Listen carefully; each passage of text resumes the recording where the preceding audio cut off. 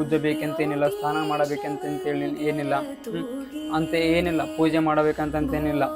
ನೀವು ಎದ್ದ ತಕ್ಷಣವೇ ಈ ಮಂತ್ರವನ್ನು ಜಪನೆ ಮಾಡಿದ್ದೇ ಆದಲ್ಲಿ ನಿಮಗೆ ರಾಯರು ಖಂಡಿತವಾಗಿ ಅನುಗ್ರಹ ಮಾಡೇ ಮಾಡ್ತಾರೆ. ಅದೇನಪ್ಪ ಈ ಮಂತ್ರ ಅಂದರೆ, ಪೂರಣನೇ ರಾಘವೇಂದ್ರ ಪ್ರಭುವೇ.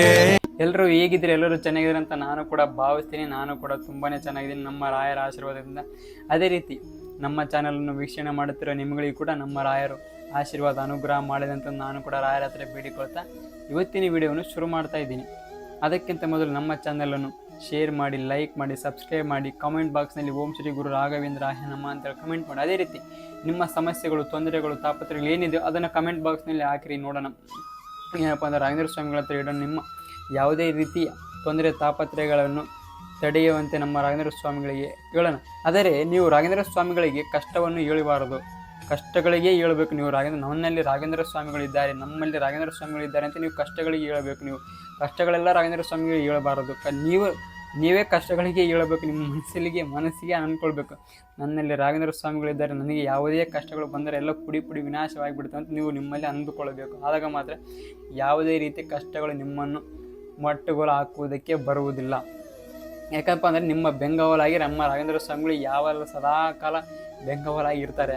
ಆದ್ದರಿಂದ ನಿಮಗೆ ಯಾವುದೇ ರೀತಿ ಕಷ್ಟಗಳು, ತೊಂದರೆ, ತಾಪತ್ರಗಳು ಬರುವುದಿಲ್ಲ.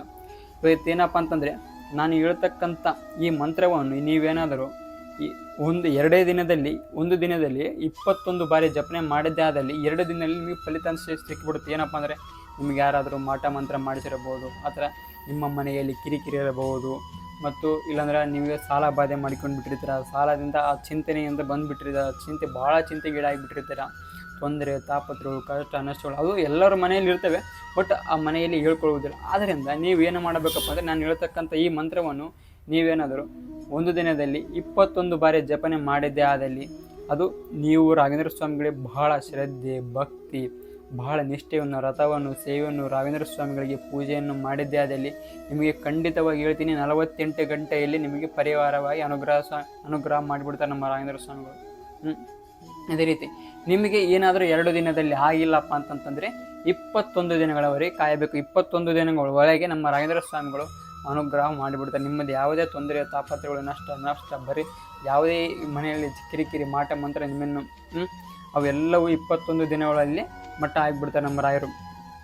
ಆದ್ದರಿಂದ ನೀವು ರಾಘವೇಂದ್ರ ಸ್ವಾಮಿಗಳಿಗೆ ಬಹಳ ಭಕ್ತಿಯಿಂದ, ನಿಷ್ಠೆಯಿಂದ ನೀವು ಪೂಜೆಯನ್ನು ಮಾಡೋದು ಕಲಿಯಬೇಕು. ಮತ್ತು ಏನಾದರೂ ರಾಯರ ಭಕ್ತರು ಏನಾದರೂ ಅಡ್ಡ ದಾರಿ ತುಳಿತಿದ್ದಾರೆ, ರಾಯರ ಕನಸಿನಲ್ಲಿ ಬಂದು ಅವರಿಗೆ ನೀನು ಹೋಗ್ತಕ್ಕಂಥ ದಾರಿ ಸರಿ ಇಲ್ಲ, ನೀನು ಇನ್ನೊಂದು ದಾರಿಯಲ್ಲಿ ಹುಡುಕು ಅಂತಂದೇಳಿ ರಾಘವೇಂದ್ರ ಸ್ವಾಮಿಗಳು ಕನಸಿನಲ್ಲಿ ಬಂದು ಕೂಡ ಹೇಳ್ತಾರೆ.